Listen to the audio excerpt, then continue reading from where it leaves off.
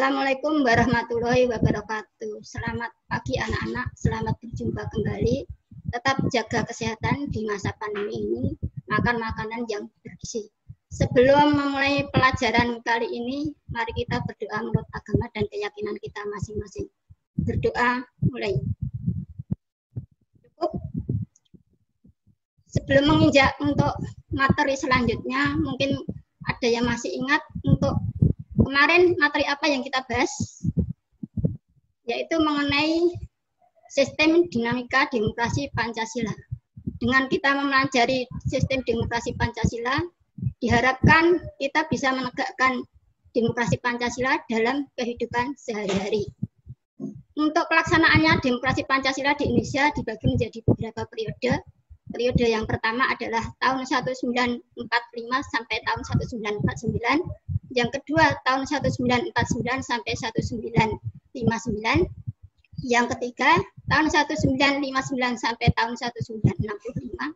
Yang keempat tahun 1965 sampai 1998 dan yang terakhir 1998 sampai sekarang. Saya kira untuk mengingat materi yang lalu kita cukupi sekian ya.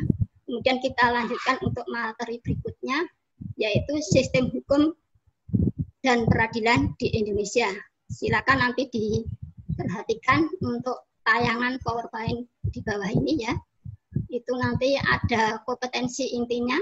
Yang pertama, menghayati dan mengamalkan ajaran agama yang dianutnya.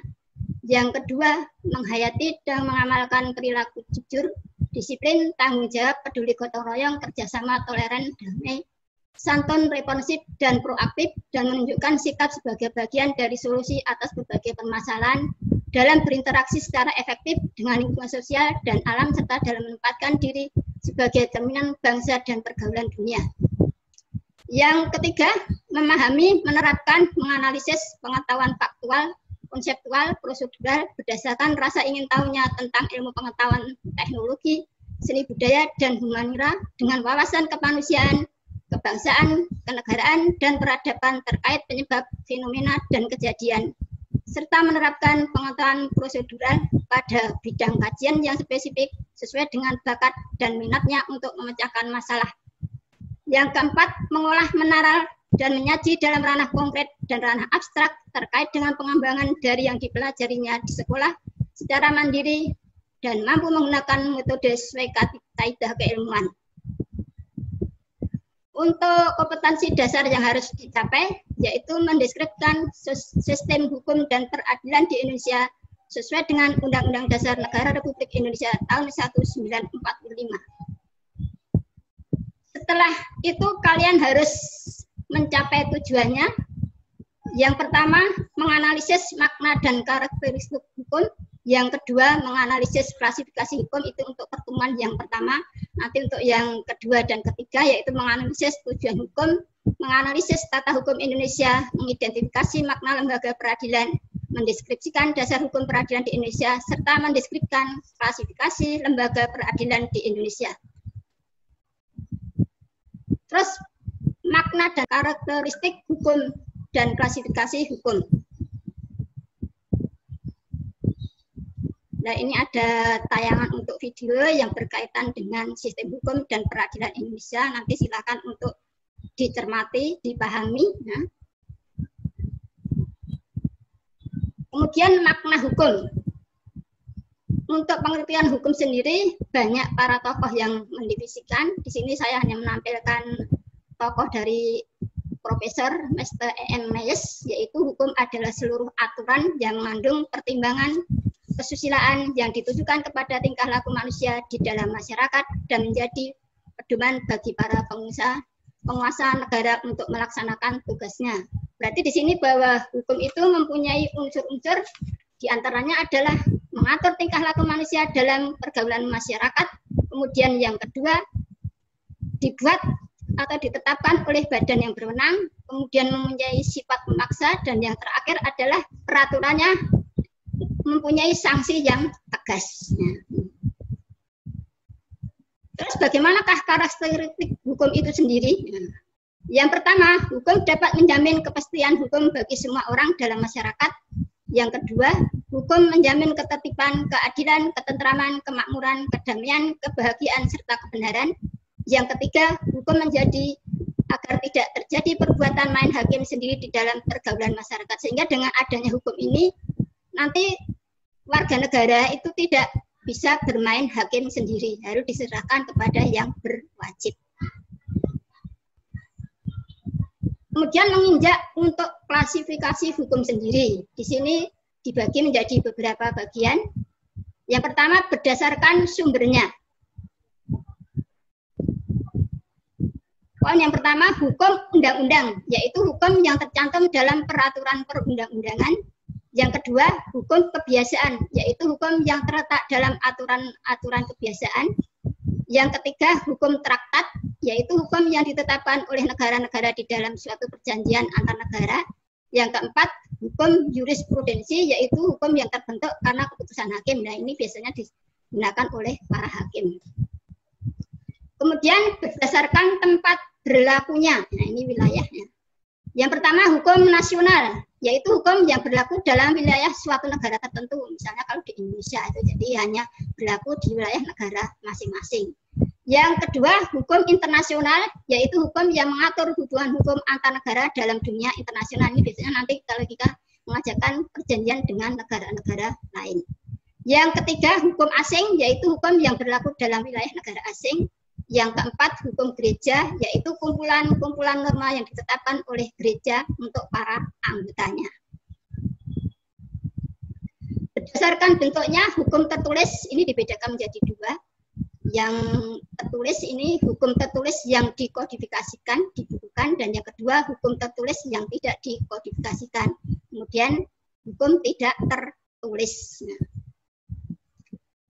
Yang keempat, berdasarkan waktu berlakunya, ius constitutum, hukum positif, hukum yang berlaku sekarang bagi suatu masyarakat tertentu dalam suatu daerah tertentu. Yang kedua, ius constituendum atau hukum negatif, yaitu hukum yang diharapkan berlaku pada waktu yang akan datang. Misalnya adalah rancangan undang-undang. Terus berdasarkan cara mempertahankannya, ada hukum material, yaitu hukum yang mengatur hubungan antar anggota masyarakat yang berlaku umum tentang hal-hal yang dilarang dan dibolehkan untuk dilakukan. Yang kedua, hukum formal, yaitu hukum yang mengatur bagaimana cara mempertahankan dan melaksanakan hukum material. Berdasarkan sifatnya, hukum yang memaksa, yaitu hukum yang dalam keadaan bagaimanapun juga harus dan mempunyai paksaan mutlak. Yang kedua, hukum yang mengatur, yaitu hukum yang dapat dikesampingkan apabila pihak-pihak yang bersangkutan telah membuat peraturan sendiri dalam suatu perjanjian.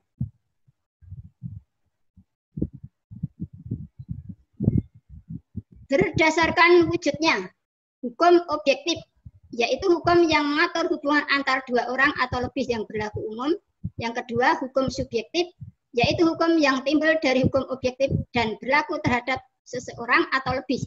Hukum subjektif sering juga disebut hak. Berdasarkan isinya, hukum publik terbagi atas hukum pidana, hukum tata negara, hukum tata usaha negara, dan hukum internasional. Kemudian yang kedua, hukum privat terbagi atas hukum perdata dan hukum perniagaan. Itu materi yang dapat saya sampaikan lewat PowerPoint. Mungkin ada pertanyaan, silahkan ditanyakan. Setelah itu, mari kita simpulkan dari materi yang telah saya jabarkan tadi, bahwa secara umum kita dapat menarik kesimpulan bahwa arti hukum sendiri merupakan seluruh aturan tingkah laku yang berupa norma atau kaidah, baik yang sifatnya tertulis maupun tidak tertulis, yang dapat mengatur tata tertib di dalam masyarakat dan harus ditaati oleh setiap anggota masyarakat dengan berdasarkan keyakinan dan kekuasaan hukum itu. Jadi dengan adanya hukum, taatilah hukum atau peraturan yang berlaku baik itu di lingkungan sekolah, masyarakat, berbangsa maupun bernegara, sehingga tercipta, terwujud kehidupan yang aman dan tentram dalam kehidupan sehari-hari. Kemudian untuk tugas nanti silahkan bisa diunggah di aplikasi Jagat Ratu. Ini nanti ada tugas individu dan kelompok. Untuk yang kelompok nanti bisa komunikasi lewat WA grup atau lewat video call grup.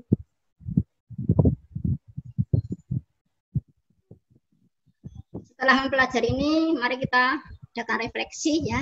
Jadi setelah mempelajari materi ini diharapkan kalian nanti bisa memahami tentang makna hukum, karakteristik hukum, dan klasifikasi hukum. Penggolongan hukum dibedakan berdasarkan sumber, tempat berlaku, bentuk, waktu berlaku, cara mempertahankan sifat dan wujudnya. Yang endingnya nanti kalian bisa melakukan dalam kehidupan sehari-hari untuk tetap taat dan mentaati peraturan hukum yang berlaku di lingkungan kalian masing-masing.